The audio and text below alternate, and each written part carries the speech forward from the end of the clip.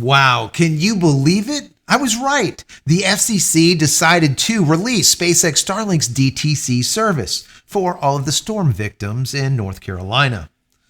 A little, too late? Let's talk about it.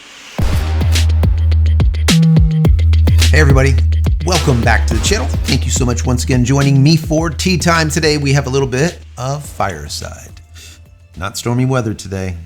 Getting a little bit better, right? The cold is going away, voice isn't 100%. Bear with me.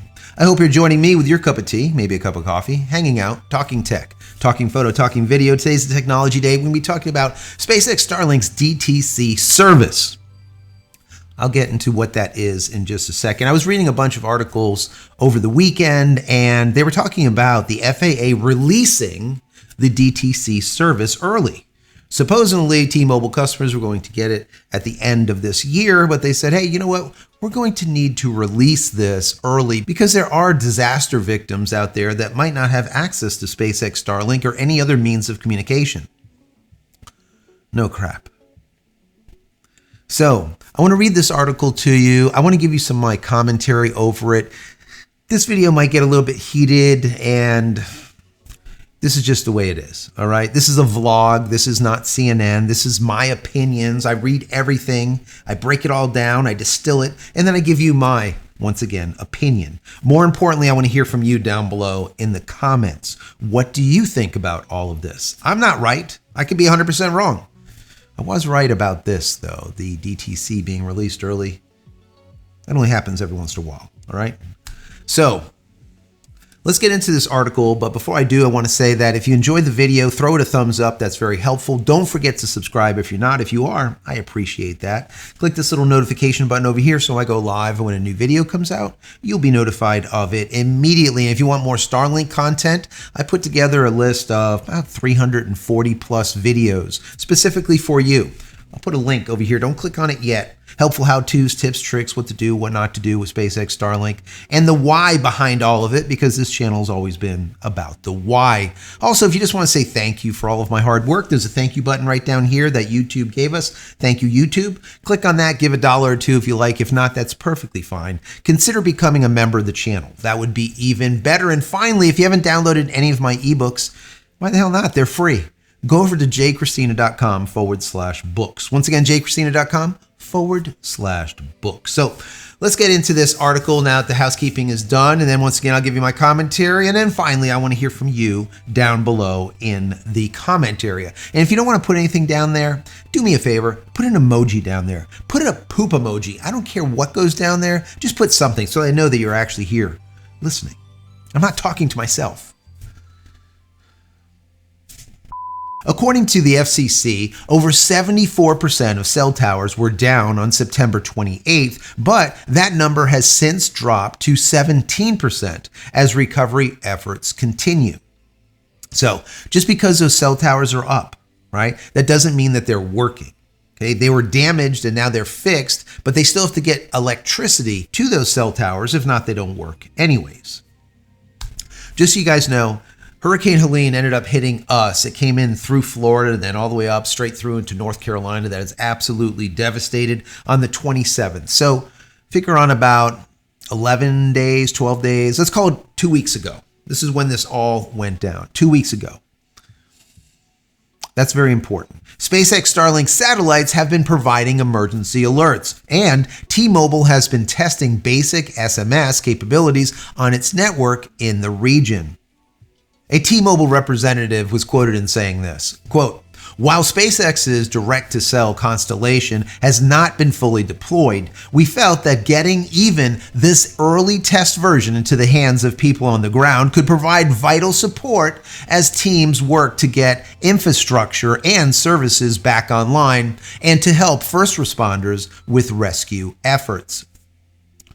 You guys know, I said this from the very, very beginning. Go back on those videos. I said SpaceX Starlink is really important after the fact, especially for first responders, people that have generators, people that have a means of getting electricity, people that have solar generators, whatever it is, it still needs electric. Whereas DTC service can use or does use a simple phone. Any phone, it doesn't matter what it is. I'll get into what DTC service is in just a second. But that was my whole point of contention from the very beginning.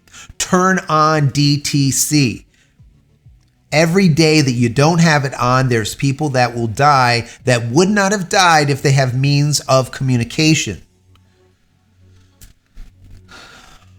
Although Starlink's full satellite constellation is not yet in place, both companies are working to provide vital support while restoring traditional infrastructure.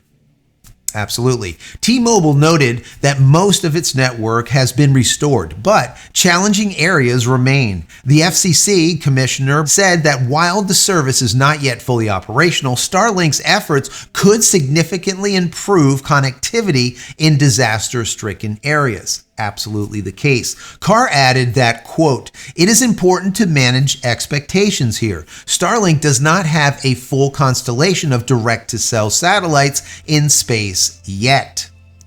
He added, quote, "Starlink is giving this a shot nonetheless to help address the serious needs for connectivity in this disaster area." Yes, so let's rewind this for a moment. What the hell is DTC service anyways? I know some people are listening to this and be like, what the hell are you talking about, Joe? What is DTC? So DTC is direct to cell. Like I said, you can use your phone as a sat phone. Now you remember way back in the day, sat phones were like thousands of dollars and they were connected to satellites in GEO at 36,000 kilometers compared to a satellite here at 530 kilometers. So it's a lot easier to connect these unmodified phones to those or to that network, to the DTC satellites. Any phone, doesn't matter what it is, it can do it. As long as it gets 5G, it will be able to connect. That is major. Why is it major? Number one, you don't need electricity, right? You just need your phone and then a small amount of electricity to charge it up, right? It doesn't take a lot to charge these things, right? You can have a little brick and you can charge it 3, 4, 5 times. But with Starlink, you're going to need power. It doesn't matter if you have the older Starlink like I do that takes AC power, or you'd have to run DC through an inverter to be able to get your 110, 120 to be able to run it. Or you have a brand new one that has a little barrel connector that can go right from a battery straight into the unit. 12 volt, basically what it is, right? So there is two ways of doing it, but it doesn't matter. No matter how you look at it, you still need power. Whereas with this, you can actually make an emergency connection to someone. Right now it's only SMS, so it's only texting, but eventually it's going to be voice and video. The key here also, guys, is SpaceX Starlink tried the phone to not only send SMS, but they tried it with a video call. So this phone on direct-to-cell satellites, and this phone, Kyle's phone, on terrestrial, video call on X. It works. So say hi to the Martians. Hey, Martians! This was months and months and months ago, and it worked. So what does that mean? That means that if SpaceX Starlink, through these satellites, can make an actual video call, they can definitely make a phone call without a problem. And to be able to turn that service on in a case of a devastating storm going through, where there is people that are on the top of their roofs trying to stay from getting sucked down the river, it probably would make sense to turn this service on. But they didn't. They only turned on SMS, and it's only with T-Mobile. In my video that I talked about this at the very beginning when this whole thing started, I said, listen, SpaceX Starlink is going to be amazing for this disaster like all other disasters, but what they need to do is they need to turn on the DTC service fully for the area, even if it is only temporary for these disaster victims. And I preface that with it must be with all, once again, all providers, not just T-Mobile. Because if someone has Verizon, should they die on this roof with this guy over here that has T-Mobile, he doesn't die? No, it should be opened up, all right? This should not be political. This should not be the FCC flexing its muscles. It should not be that. This should be about the people. just to see some of this stuff that's been going on over there with FEMA just absolutely pisses me off. I don't even know. Now, I wasn't going to talk about this on this video, but if I don't, who will, right? I have to look at it that way. So I did some research and I was listening to Buttigieg over there, right? Talking about how FEMA money were not being earmarked for migrants, illegals coming into this country. And yes, they are basically bankrupt and there's no more money over there with FEMA, and FEMA is not going to be able to help hurricane victims going forward during this season because they just have no more funding. They've used all their funding because of hurricanes, which is absolutely 100% not the case. So I did some research and I wanted to find out what was spent by FEMA on illegals coming into the country. He said none, which is once again 100% false. In 2019, approximately $30 million was allocated for the Emergency Food and Shelter Program, or EFSPH, specifically to assist migrants at the southern border. $30 million. That was in 2019. 2020. Spending increased to $80 million as FEMA allocated more funds to assist with the rising number of migrants at the border. Now we're at $80 million. 2021, around $110 million was spent as FEMA's support for shelter and humanitarian aid continues to rise due to ongoing migration at the U.S.-Mexico border. 2022, spending grew to approximately $150 million due to the growing migrant crisis at the border. 2023, FEMA allocated $363 million through the new Shelter and Service Program, which is the SSP, which replaced the EFSPH, aimed to assist local governments and NGOs with the migrant influx. 2024, this year, guys, 2024, the budget expands significantly to $650 million for the SSP in response to continued migration challenges. Yet Buttigieg over there said, no, there wasn't a single penny allocated for migrants, illegals coming into this country. We see, if we add it all up, close to $1.3 billion so far in the last few years has gone to FEMA so that they can give it to illegal migrants. 1.3, let's call it, billion dollars. Just this year, $650 million. But they can't help our people. They don't have any more money. They can't help these victims in North Carolina. They can't do it. They're strapped.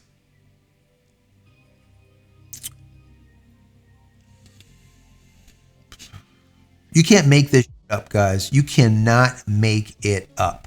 You sit back and you're on a flight. Stewardess comes up. She holds like this little bag, right? She said, this is your mask. It's going to fall from above your head. And when it does, put that on first. And then anyone near you needing assistance, give them assistance. This country has not learned from the airlines that you need to put your mask on first before helping anyone else, because if you don't, if you go out, they might die. Help us first. Help the people in this country first. Stop helping everyone else. That includes other countries. So I looked up, how much money have we been giving to other countries this year? I just want to know, right? I just want to know. Here you go. I'm just going to give you a couple, right? Just in case you don't know, right? Because you have blinders on. So far, we've given to Ukraine $113 billion. 113, capital B, billion dollars. $113 billion so far. Now, I don't care what you believe in, the war, Russia being like the acts of evil and all the rest of this stuff. I don't care. Just remember the numbers. $113 billion to Ukraine. We have given $3.3 billion to Israel. We have given $1.4 billion to Egypt, $1.2 billion to Jordan. Ethiopia got $2.2 billion so far. Afghanistan, $1.4 billion. Yemen, $1.4 billion. It keeps going down. So Once again, the mask falls down. Put the damn mask on before putting it on anyone else. Help your people first and then help everyone else. I don't believe in not helping people. I do. But help yourself first. Don't come with this nonsense that we don't have any more money. Sorry. And if there's any more hurricanes coming this season, we're not going to be able to help at all, FEMA said. Can you believe this junk?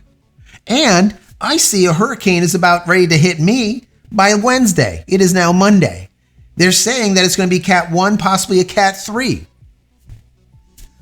I guess I shouldn't hold my breath for any FEMA support in case things get really bad here, right? It is a disgrace. What say you?